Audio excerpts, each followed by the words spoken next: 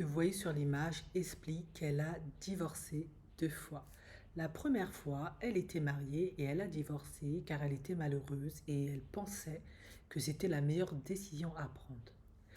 Ensuite, une fois qu'elle a divorcé, elle était 6 pieds sous terre, elle avait une estime d'elle-même horrible. Elle pensait qu'elle n'avait plus du tout de valeur, donc elle s'est dit, il faut que je me marie une deuxième fois pour me prouver que je suis capable d'être aimée et que j'ai de la valeur, parce que je serai validée par un autre homme et aimée par un autre homme.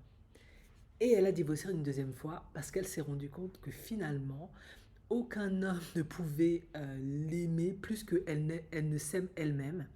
Et que finalement, avant de rentrer dans une relation pour recevoir de l'amour, il faudrait déjà être capable de s'en donner à soi-même. Et du coup, aujourd'hui, elle est seule et elle apprend à s'aimer, à se valoriser, à comprendre ses qualités, ses défauts, qu'est-ce qu'elle peut apporter à un homme en plus, et bien évidemment, qu'est-ce qu'un homme peut lui apporter. Elle a compris qu'il ne faut pas se marier uniquement parce qu'on se sent seul, parce qu'on a besoin euh, que l'autre nous apprenne à nous aimer. Non, elle a compris que ça ne marche pas comme ça.